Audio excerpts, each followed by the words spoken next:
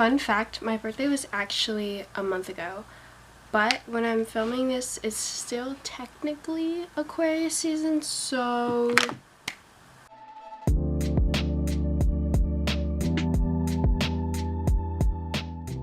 Hey y'all, what's up? I'm Sabrina and welcome back to my book nook. First off, my lip looks busted for some reason. It is not busted. I don't know what the hell happened to it. I'm fine. Not that any of y'all were concerned. Second, like I mentioned, my birthday was actually 1 month ago, but I still decided to do a birthday book haul. Let me explain. I only got 3 out of the 10 books in this haul as birthday gifts. The rest I bought myself. Also, I don't really like bulk buy my books for my book hauls anymore. I just kind of accumulate them over time. So these are books that I've bought over the past 2 months or so, and I've actually already read like a good amount of them. Some of these books are from thrift books, some of them again are birthday gifts, and the rest are from Barnes & Noble because I went to Barnes & Noble yesterday and they had a huge sale. They had 25% off everything. This was just my local Barnes & Noble because they're moving locations, so they're just having like a moving sale.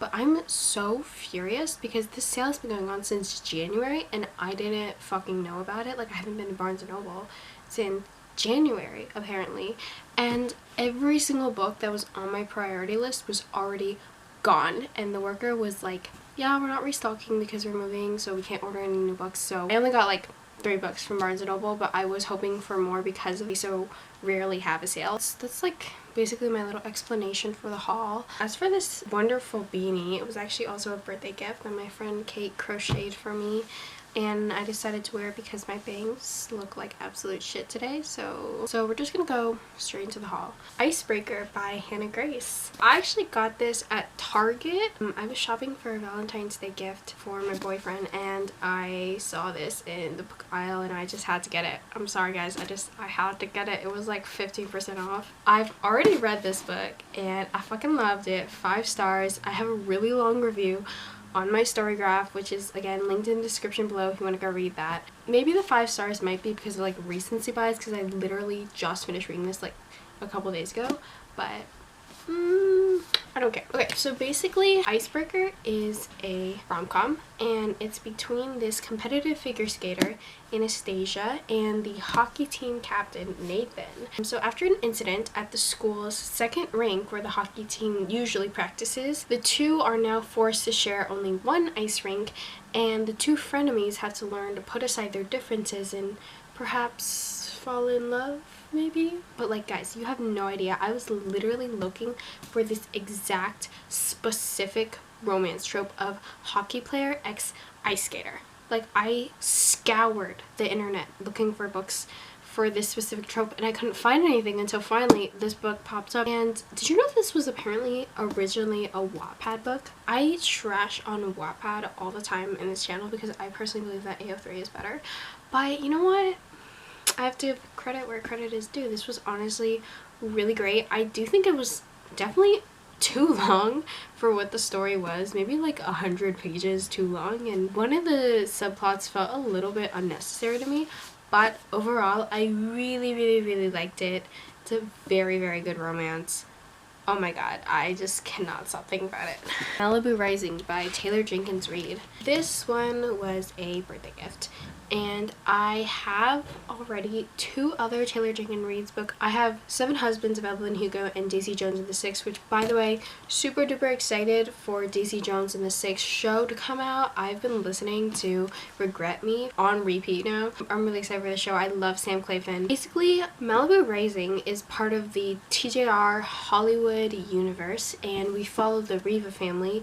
That's right, Mick Riva's family, and it's set during their annual end of the summer party, but by the end of the night everything, including their fancy little Hollywood mansion, is up in flames, but not before we uncover the secrets of this infamous family. I am already like pretty confident that I'm going to like this. You know, Taylor Jenkins Reid is a good author. She has strong writing, she knows what she's doing, and I liked her other books well enough that I already kind of get a sense of what I'm gonna get. You know, I think she's a very solid storyteller. This is also like a kind of a little bit weird thing to be happy about, but I'm also happy that I didn't get this book until now, because her other books I have in paperback, and for the longest time Malibu Rising was in hardcover, and I'm just kind of happy that I have it in paperback now so it matches her other books. Moving on to the next book, we have Best Served Hot by Amanda Elliott. This one I got from the Barnes & Noble sale. Y'all already know me. I love foodie rom-coms and rivals to lovers. Those are literally like my 2 favorite tropes right now. Actually, you know what? Let me rank my 3 favorite romance tropes right now. Number 1, rivals / enemies to lovers, because yeah, I am that bitch. 2, foodies, like food rom-coms. I don't even like know how to explain it. Number 3, hockey romance. Like right now it's so like, so basically Best Served Hot follows 2 rival food critics, Julie and Bennett. And she's kind of angry at Bennett because he snagged her dream job, and so at the Central Park Food Festival, this is set in New York, she confronts him and drags him a little bit, and she films it, she uploads it, and it goes viral. Both of them notice how both of their careers has suddenly, I don't know, improved a little bit, you know, so they decide to form a partnership in order to keep the success coming. The only question is, can they keep themselves from falling in love? When I read the summary, I actually did read the summary on this book, I absolutely fell in love. It hit all the spots and all the tropes I wanted. It was really freaky. I added this to my TBR the night before I went to Barnes & Noble because I was looking up on Goodreads like foodie rom-coms. But I'm a little bit scared because I'm so excited for it that it's gonna let me down. And I know that this book, social media is like a really big factor in it, and I'm also worried about that because I feel like social media in books is a very tricky slope, because if you write it too relevant, if you reference specific trends or jokes that are going on in that specific time, then the book is going to be super dated, especially because trends and jokes specifically die out like that. And unless you can do it in a thought-provoking way, or like that time era is significant to the story, then it just is really cringy to read, you know what I mean? I don't know, I'm hoping that it'll work out. Bunny by Mona Awad. I don't know. This was one of the books in my priority list that I actually did manage to get at the Barnes & Noble sale. I've wanted it for a very long time. As y'all know, my favorite book is The Secret History by Donna Tartt, and I've heard a lot of comparisons of Bunny to The Secret History, so I'm always on the lookout for dark academia, you know, sort of stories. Basically, Bunny follows Samantha, who is this scholarship student with a dark imagination who doesn't really like this specific group of girls at her little dark academia liberal arts college, all of whom call each other Bunny, until one day she finally gets invited to join this exclusive little group and begins to get in more and more entangled with them until one day she's no longer recognizable. Yeah, as y'all know, I love dark academia. It's probably not the right season to read dark academia. That's for fall. We're heading into spring, but whatever. I'm trying to go in with low expectations because I have heard so many good things. I feel like I'll probably like it. Moving on to the next book, All's Well, also by Mona Awad. I still don't know how to say it. But this one was actually, I got it from an indie bookstore. That's right, an independent bookstore, y'all.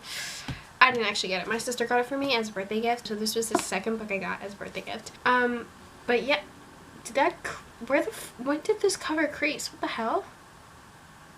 Did I do that? Oh my god, I'm gonna kill myself if I did that. I'm not gonna kill myself. Anyways, this is the second Mona Awad book I got, even though I've never read her, which is kind of a risk to take. But yeah, basically All's Well follows this theater professor who's just kind of struggling in her life right now.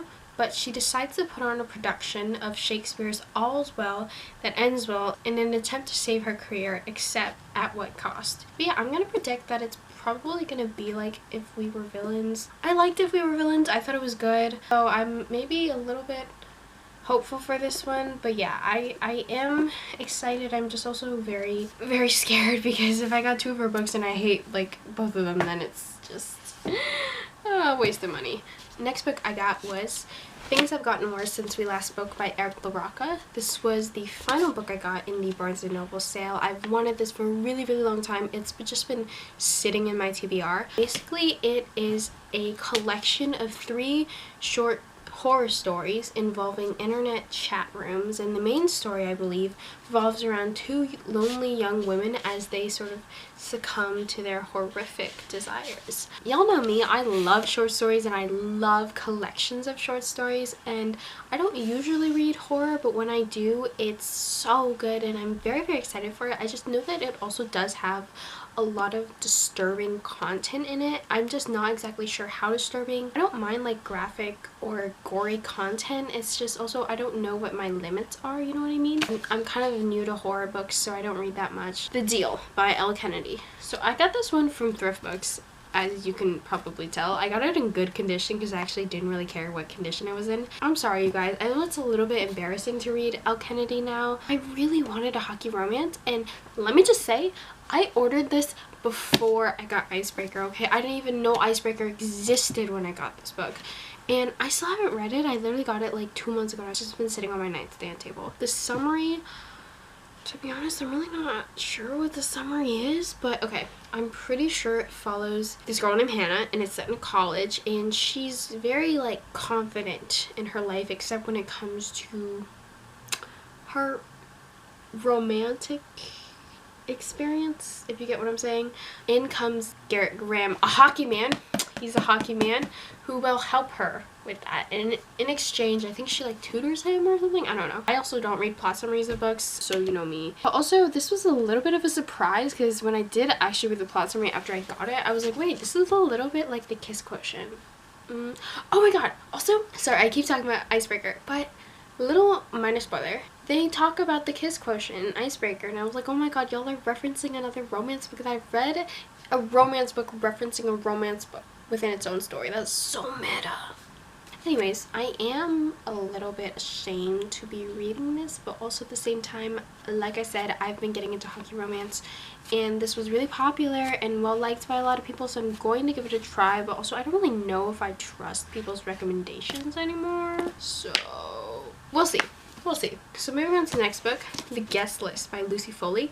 This was also from thriftbooks. I got this for the free shipping, but I also did just kind of want a mystery, and I have already read this. Just for a quick little summary, it follows this wedding on this remote Scottish island of this illustrious magazine editor and a reality TV star, except each wedding guest and the bride and groom themselves all comes with a secret, and it all builds and unravels until at the end of the night there's a dead body found. So like I said, I've already read this, and I actually did already give my thoughts on this book as well. It's in my recent reads video, so I would just go and watch that. I don't really feel like repeating myself, to be honest. I just feel like I talked about this book already and I don't want to talk about it again. Loathe To Love You by Ali Hazelwood.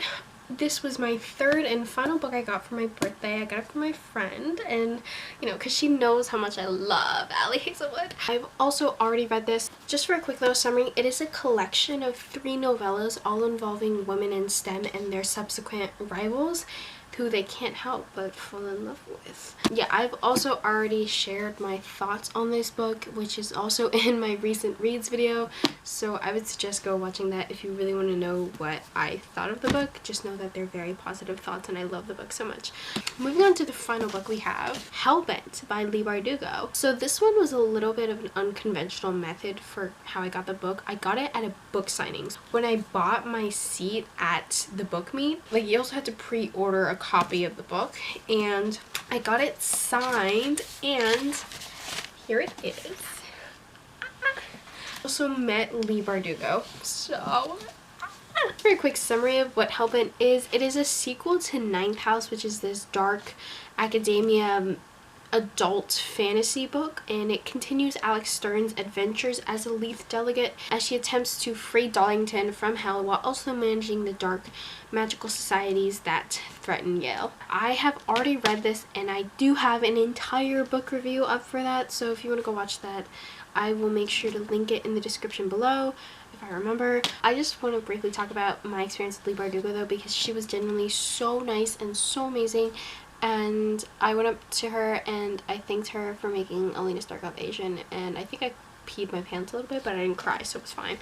I do think those are all the books I've bought recently. If you watched the entire video, thank you so much for watching. Subscribe only if you want to though, and I will see you next time. Bye!